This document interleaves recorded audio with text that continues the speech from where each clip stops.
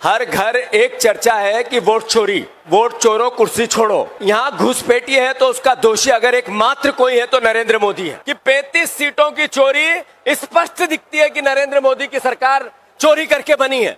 तो सबसे बड़ा क्राइम तो इस देश की सरकार का है। जो विरोधी है उनके वोट कम करो और हमारे वोट धीरे से उसी लिस्ट में बढ़ा दो और एक संख्या लेके आओ जिसपे लोग भरोसा करें। 65 लाख वोट अगर यहाँ से काटे हैं और नरेंद्र मोदी कह रहे हैं कि ये घुसपैठियों के वोट काटे जा रहे हैं, तो इसमें गरीबों के क्यों काटे जा रहे हैं, इसमें दलितों के क्यों काटे जा रहे हैं? इसका मतलब है आप बिहारियों को घुसपैठिया कहना चाहते हो, दलितों को घुसपैठिया कहना चाहते हो। घुसपैठिया कह रहा है। बिहार वासियों जानो समझो, जो चुनाव आयोग ने प्रेस कॉन्फ्रेंस करके बीजेपी के पन्ना प्रभारी जैसा व्यवहार किया देश के सामने, ये अलोकतांत्रिक है। उन पर महाअभियोग आना चाहिए। देश एकजुटता से उस चुनाव आयोग का बहिष्कार करना चाहिए। अभी देश के प्रधानमंत्री आज बिहार में हैं।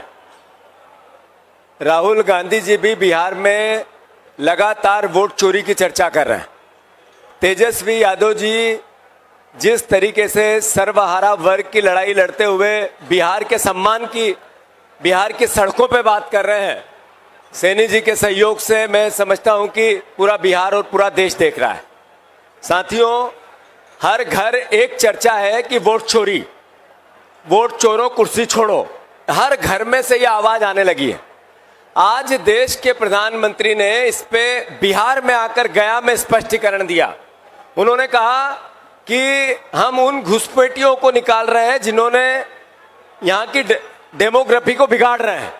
मतलब हम बिहार के हक और अधिकार की बात कर रहे हैं।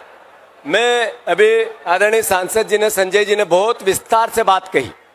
आदरणीय मोदी जी, अगर यहाँ घुसपैठी है तो उसका दोषी अगर एक मात्र कोई है तो नरेंद्र मोदी है। अगर कोई यहाँ घुसपैठी है भी तो उसका दोषी है तो अमित शाह है। 20 साल की आपकी बीजेपी की बिहार की सरकार है। मैं आपसे फिर आग्रह करता हूं, नरेंद्र मोदी जी ने देश के प्रधानमंत्री की बात के महत्व को घटा दिया है।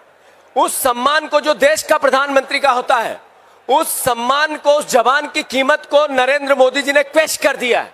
याद करो वो बात, जब आज से 10 साल पहले बिहार में वोटों की बोली लगाई थी नरेंद्र मोदी जी ने, पैकेज की घोषणा की थी। बिहार वासियों, मैं आज बिहार के विकास के लिए एक पैकेज घोषित करना चाहता हूं। गया में 10 साल पहले 50,000 रुपए करूं कि नहीं करूं, 60,000 करोड़ रुपए करूं कि नहीं करूं, 70,000 करोड़ रुपए करूं कि नहीं करूं, 75,000 करोड़ रुपए करूं कि नहीं करूं, और अंत में 1.25 लाख करोड़ रुपए विकास के लिए मैं पैकेज की घोषणा करता हूं। मोदी जी, आज आपने उस पैकेज की बात क्यों नहीं की? उस झूठ का जो आपने बोला था बिहार वासियों को क्यों नहीं बताया आपने? मैं मोतिहारी की उन चीनी मिलों की चीनी से चाय मीठी करके पी के जाऊंगा जब मेरा संकल्प पूरा होगा।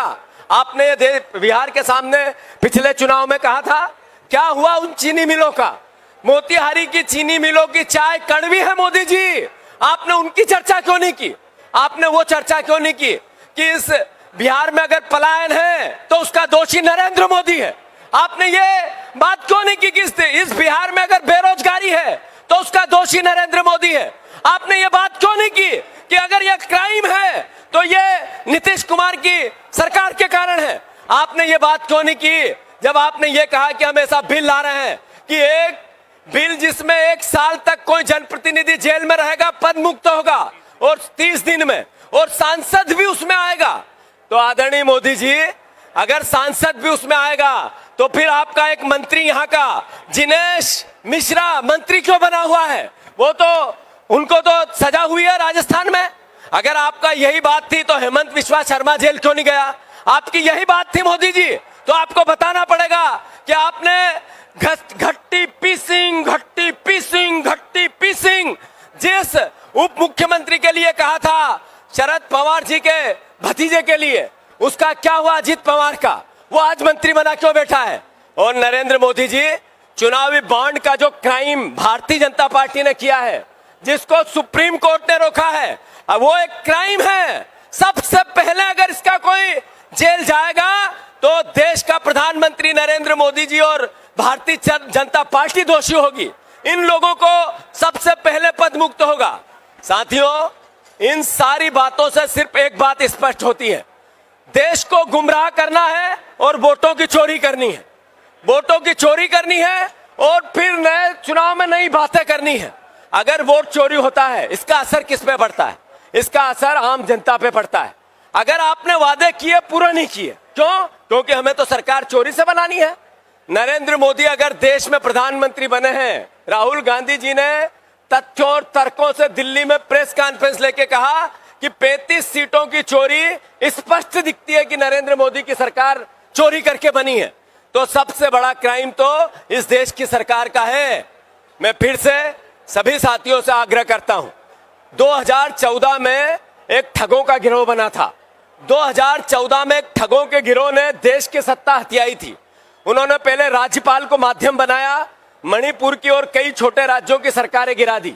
उसके बाद इन्होंने एक नया फलसफा लेके आए जिसको खोखा पद्धति कहते हैं। 600 से ज्यादा विधायक और सांसदों की खरीद फरोख्त उसमें हुई। फिर एक नया क्राइम ये लेके आए जिसमें महाराष्ट्र, मध्य प्रदेश और कर्नाटक, इनकी सरकार को रिसोर्स पॉलिटिक्स कहा गया और विधायकों को एक जगह दल बदल करवाया गया। फिर उसके बाद एक नई पॉलिटिक्स आदरणीय मोदी जी लेके आए हैं कि चुनाव आयोग के साथ मिलकर किस तरीके से वोटों की चोरी की जाती है। जो विरोधी है उनके वोट कम करो और हमारे वोट धीरे से उसी लिस्ट में बढ़ा दो और एक संख्या लेके आओ जिस पे लोग भरोसा करें। वो राहुल गांधी जी ने चोरी पकड़ी है। और आज देश का एक एक नागरिक, वो किसी दल का हो, किसी पार्टी का, किसी विचार का हो, वो पत्रकार हो, बिजनेसमैन हो, किसान हो, मजदूर हो, सब एक बात कह रहे हैं, वोट चोरो कुर्सी छोड़ो। नरेंद्र मोदी जी, वोट चोरो कुर्सी छोड़ो, ये आवाज बिहार से आ रही है। मैं आदरणीय संजय जी को साधुवाद देता हूं। उन्होंने बहुत विस्तार से बिहार के पूरी परिस्थिति को वर्णित किया और कहा कि अगर इन सब बातों का दोषी है तो नरेंद्र मोदी है। स्पष्ट है, जो गाड़ी का ड्राइवर है इस यात्रा का, वो गाड़ी का ड्राइवर बिहार की खुशहाली के लिए काम करना चाहता है।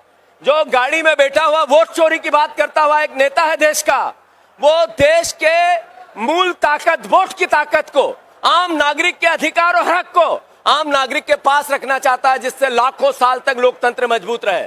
ये मुकेश साहनी जी, जो सर्वहारा सैनी जी, जो सर्वहारा वर्ग की खुशहाली और उन्नति की बात करते हैं, उसके लिए एक कांग्रेस का हमारी सारी पार्टियों का गठबंधन है, महागठबंधन है।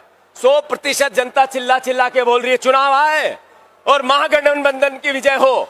इस भावना के साथ मैं बिहार की जनता से आग्रह करना चाहता हूं कि 65 लाख वोट अगर यहां से काटे हैं और नरेंद्र मोदी कह रहे हैं कि ये घुसपैठियों के वोट काटे जा रहे हैं, तो इसमें गरीबों के क्यों काटे जा रहे हैं? इसमें दलितों के क्यों काटे जा रहे हैं? इसमें वंचितों के क्यों काटे जा रहे हैं? वो बेरोजगार जो दूसरे राज्यों में है, यहाँ के निवासी है, उनके वोट क्यों काटे जा रहे हैं? इसका मतलब है आप बिहारियों को घुसपैठिया कहना चाहते हो, दलितों को घुसपैठिया कहना चाहते हो। आप जो वंचित वर्ग है, जो किसान वर्ग है, जो बेरोजगार है, उसको नरेंद्र मोदी घुसपैठिया कह रहा है। बिहार वासियों जानो, समझो, आपको नरेंद्र मोदी घुसपैठिया कह के गए हैं। इसका बदला बिहार की जनता लेगी। मैं फिर से चुनाव आयोग की भी इस वक्त निंदा करूंगा। जो चुनाव आयोग ने प्रेस कॉन्फ्रेंस करके बीजेपी के पन्ना प्रभारी जैसा व्यवहार किया देश के सामने, यह अलोकतांत्रिक है। उन पर महाअभियोग आना चाहिए। देश एकजुटता से उस चुनाव आयोग का बहिष्कार करना चाहिए जिसने बीजेपी के पन्ना प्रभारी के रूप में देश के सामने बीजेपी के प्रवक्ता बन के बात की, क्योंकि ऐसी बात बीजेपी के प्रवक्ता सांसद नरेंद्र मोदी, अमित शाह करते हैं। मैं फिर से सभी साथियों से आग्रह करना चाहता हूं कि 70,000 करोड़ रुपए की केग ने यहाँ की गड़बड़ी और करप्शन की बात कही है। नरेंद्र मोदी ने क्यों नहीं कहा कि मेरी पूरी सरकार 70,000 करोड़ रुपए बीजेपी की बिहार की खा गई? केग की रिपोर्ट किसकी है? केग की रिपोर्ट बीजेपी की है और 70,000 करोड़ रुपए सत्यापित किया बीजेपी केग की रिपोर्ट में। तो नरेंद्र मोदी जी, आपने उसकी बात क्यों नहीं की? क्यों नहीं कहा कि 70,000 करोड़ रुपए की चोरी मेरी सरकार ने की, यहाँ की बिहार की? यह सवाल बिहार की जनता के बीच में है और इसकी आवाज राहुल गांधी है, तेजस्वी यादव और हमारे मुकेश सैनी जी है। धन्यवाद।